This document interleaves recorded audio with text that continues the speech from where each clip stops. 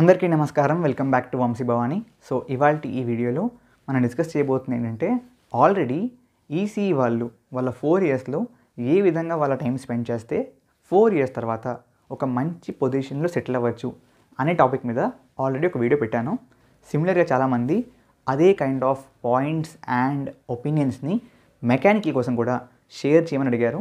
So ఈ వీడియోలో we will discuss about my opinion, బేసిక్గా my guidance for mechanical students. ఓకేనా? సో ఫస్ట్ థింగ్ ఏంటంటే, మీరు మీ థర్డ్ సెమిస్టర్లో అంటే ఫస్ట్ ఇయర్ కాకుండా సెకండ్ ఇయర్ ఫస్ట్ సెమిస్టర్ లోపు మీరు నెక్స్ట్ ఏం చేద్దాం అనుకుంటున్నారు అనేది డిసైడ్ అవ్వండి. అంటే నా ఉద్దేశం ఏంటంటే, ఫ్యూచర్లో మీ డిగ్రీ అయిపోయాక ఐటీ జాబ్స్ చేస్తారా, లేకపోతే మీ మెకానికల్ కోర్లోనే కంటిన్యూ అవుతారా? ఈ డిసిషన్ చాలా ఇంపార్టెంట్ అండ్ ఎంత తొందరగా తీసుకుంటే అంత మంచిది, బికాస్ దాన్ని బట్టి మీ ఫర్దర్ స్టెప్స్ ఉంటాయి. ఓకే, సో ఈ వీడియోలో కూడా దెర్ విల్ బి 2 పార్ట్స్. ఒకవేళ మీరు మీ మెకానికల్ కోర్లో కంటిన్యూ అవుదాం అనుకుంటే దెర్ ఇస్ 1 పాత్, ఒకవేళ ఐటీ సైడ్ మూవ్ అవుదాం అనుకుంటే second path.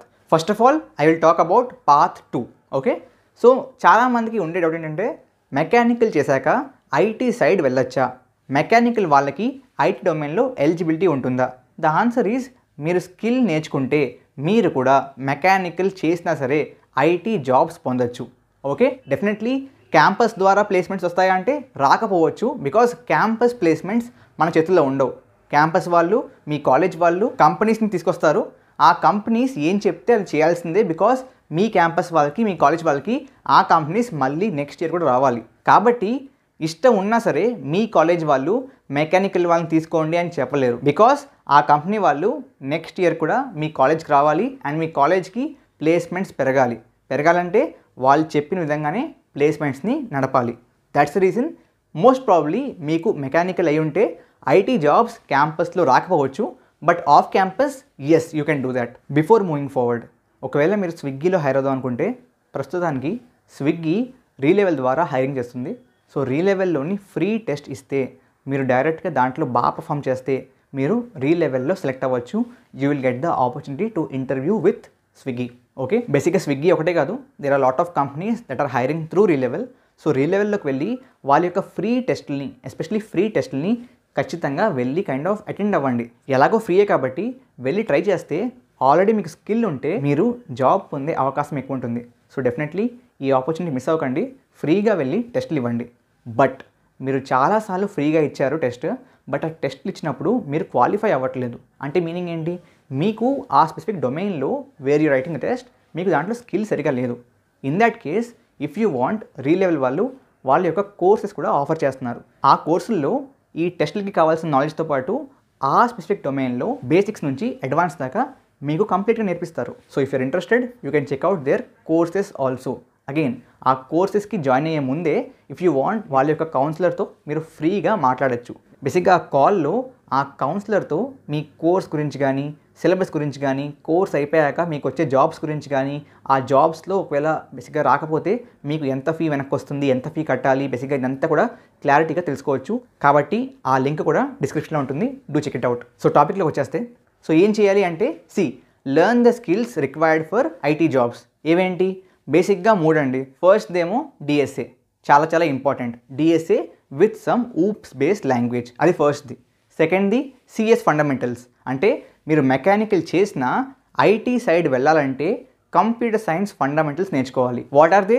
Operating system, networks, DBMS and COCA అంటే computer organisation and computer architecture. ఈ 4ని బేసిక్గా సిఎస్ ఫండమెంటల్స్గా నేర్చుకోవాలి. ఎలా అంటే యూట్యూబ్లో కానీ ఆన్లైన్లో కానీ ఫ్రీగా మీకు బోల్డ్ అంత కంటెంట్ ఉంది around these topics like operating system, DBMS, networks, COCA. అందులో మీకు బేసిక్స్ బాగా వచ్చినా చాలు. అందువల్లే I told you CS fundamentals. Okay, థర్డ్ది ఏంటి? థర్డ్ది it depends on what company are you targeting. Service based కంపెనీయా, ప్రోడక్ట్ బేస్డ్ కంపెనీయా? అగైన్ వీటికి డిఫరెన్సెస్ ఆల్రెడీ నేను వేరే వీడియోలో చెప్పాను, please watch that. But service based company కావాలనుకుంటే the third point will be aptitude. ఒకవేళ ప్రోడక్ట్ బేస్డ్ కంపెనీ కావాలనుకుంటే the third point would be domain specific knowledge. Again ఇక్కడ నా రికమెండేషన్ ప్రకారం మీరు మెకానికల్ నుంచి ఐటీ జాబ్స్కి వెళ్తున్నారు కాబట్టి స్టార్టింగ్ మీరు if possible start with service based companies. I know service based కంపెనీస్లో శాలరీ తక్కువ ఉంటుంది, కానీ మీరు ఒక 1 or 2 years సర్వీస్ బేస్డ్ కంపెనీస్లో పనిచేశాక అప్పుడు ప్రోడక్ట్ బేస్డ్ కంపెనీస్లో మూవ్ అవుతే మీ మెకానికల్ ఏదైతే మార్క్ ఉందో మెకానికల్ ట్యాగ్ లైన్ అది పోతుంది. You will be a IT employee switching from one company to other company. కాబట్టి మీ ఆ మెకానికల్ ట్యాగ్ పోతుంది కాబట్టి switching will be very easy. So mechanical నుంచి ఐటీ జాబ్స్కి వెళ్ళాలనుకుంటే ఖచ్చితంగా ప్రోడక్ట్ బేస్డ్ కంపెనీస్లో ఆప్షన్ లేదు అని కాదు, there is option, but try via service based companies. Because service based కంపెనీస్కి చాలాసార్లు మెకానికల్ వాళ్ళు కూడా okay in the off campus hiring. కాబట్టి అలా సర్వీస్ బేస్డ్ కంపెనీస్లోకి వెళ్ళి అక్కడ 1 or 2 years పనిచేసి అప్పుడు move to a product based company. Okay, that is recommendation number 1. Recommendation number 2 ఏంటంటే ఆఫ్ క్యాంపస్లో ఈ మధ్యన ప్రతి కంపెనీ, ఆల్మోస్ట్ ప్రతి మంచి కంపెనీ, ఎస్పెషలీ ప్రతి మంచి ప్రోడక్ట్ బేస్డ్ కంపెనీ ప్రతి ఇయర్ హ్యాకథాన్స్ని కనెక్ట్ చేస్తుంది. హ్యాకథాన్స్ అవ్వచ్చు, కాంపిటీషన్స్ అవ్వచ్చు. అండ్ ఆ కంపెనీస్ ఈ హ్యాకథాన్స్ ఆర్ కాంపిటీషన్స్లో గెలిచిన వారిని డైరెక్ట్గా కూడా హైర్ చేసుకుంటుంది. అండ్ ఆబ్వియస్లీ ఈ హ్యాకథాన్స్కి కానీ కాంపిటీషన్స్కి కానీ ఎటువంటి బేసిక్ ఎలిజిబిలిటీ లైక్ సిఎస్సి వాళ్ళే ఉండాలి అని ఏమి ఉండదు. కాబట్టి మెకానికల్ వాళ్ళు కూడా పార్టిసిపేట్ చేయొచ్చు. సో మీరు డైరెక్ట్గా మీ mechanical BTech BSc whatever అయిపోయాక ఒకవేళ మీ ఫస్ట్ కెరియర్ జాబే ప్రోడక్ట్ బేస్డ్ కంపెనీలు చేద్దాం అనుకుంటే off campus events that companies conduct వాటిలో పార్టిసిపేట్ చేయండి. అండ్ పార్టిసిపేట్ చేశాక గెలవాలంటే మీకు ముందే స్కిల్ వచ్చి ఉండాలి. కాబట్టి స్కిల్ కూడా నేర్చుకోండి. సో ఇందాక చెప్పాను కదా, if you want to target product based companies, point number 3 ఏంటి? Domain specific knowledge. సో ప్రతి ప్రోడక్ట్ బేస్డ్ కంపెనీ ఓకే వాళ్ళకి ఒక డొమైన్ ఉంటుంది. It can be web development, it can be android development, it can be cloud or it can be ML DL, ఇటువంటి విధంగా. So మీరు target చేసిన కంపెనీలో బేసిక్గా డొమైన్ ఏంటి, ఆ డొమైన్ స్పెసిఫిక్ నాలెడ్జ్ కూడా వచ్చుంటేనే ఇటువంటి హ్యాకథాన్స్లో కానీ కాంపిటీషన్స్లో కానీ మీరు గెలవచ్చు. Okay, so these are my tips if you want to go towards IT path. Okay, ఒకవేళ ఐటీ పాత్ వద్దు, I want to continue in the core mechanical అనుకుంటే again the path is different. ఇక్కడ బేసిక్గా మెకానికల్లో there are few good domains that are booming right now. దాంట్లో first one is robotics. రోబోటిక్స్లో ఏం నేర్చుకోవాలి? Start learning about IoT. So IoT గురించి చెప్పన్నా అంటే ఆల్రెడీ ఐఓటీ గురించి ఒక వీడియో ఉంది, రెఫర్ దాట్, మీకు ఒక మంచి ఐడియా వస్తుంది. Okay, apart from that there is one more domain called 3D printing. చాలామంది ఈ మధ్యన 3D ప్రింటింగ్ నేర్చుకుంటున్నారు. సో 3D ప్రింటింగ్లో apart from the printing stuff, I mean the material, వాటి యొక్క విడ్త్, వాటి యొక్క కైండ్ ఆఫ్ ఇన్పుట్, మెషిన్స్ అదంతా పక్కన పెడితే 3D designing is also important. So obviously start learning one of the 3D designing tool. బేసిక్గా you can start with any tool, but given that Blender is open source, బేసిక్గా free అనమాట. కాబట్టి మీరు 3D designing కానీ 3D modelling కానీ start చేద్దాం అనుకుంటే start with Blender help అవుతుంది. ఓకే, దీనివల్ల యూజ్ ఏంటంటే ఈ మధ్యకాలంలో ఇండియాలో ఎస్పెషలీ ఆ freelancing side there are lot of opportunities for 3D modeling, 3D designing. కాబట్టి దీంట్లో మీరు బాగా నేర్చుకుంటే మీ కాలేజ్ కంప్లీట్ అవ్వకముందే you can start earning money on the freelancing side.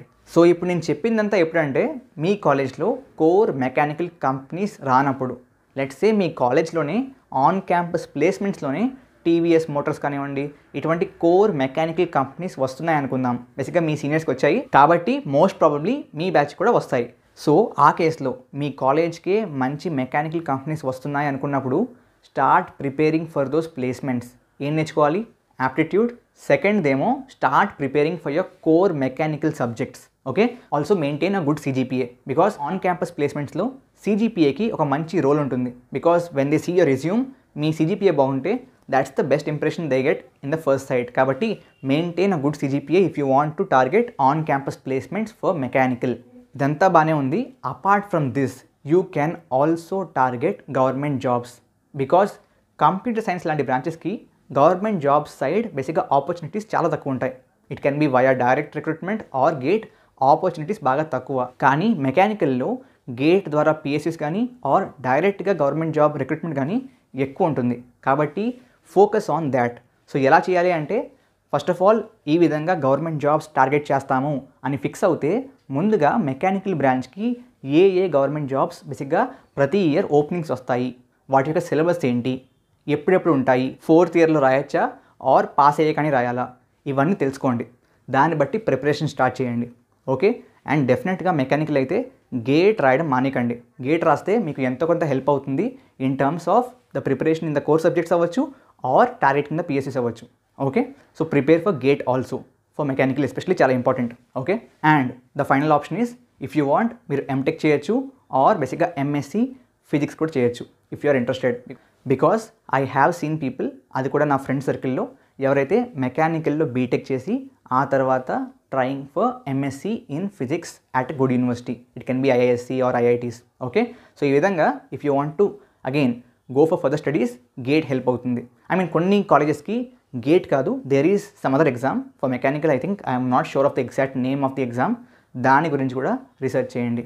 Okay, so based on these opportunities మెకానికల్కి opportunities తక్కువేమీ లేవు. Okay, ఇంకా చెప్పాలంటే సిఎస్ వాళ్ళకి ఐటీ జాబ్స్ తప్ప ఇంకేం ఉండవు, ఎందుకంటే గవర్నమెంట్ జాబ్స్ పిఎస్యూసీ అన్నీ చాలా తక్కువ. బట్ మెకానికల్ వాళ్ళకి ఇవన్నీ కూడా ఉంటాయి. So use them effectively. Okay, I hope this video is helpful. ఖచ్చితంగా like, share and subscribe to Vamshi Bhavani channel. Thank you very much. జై హింద్, జై భారత్.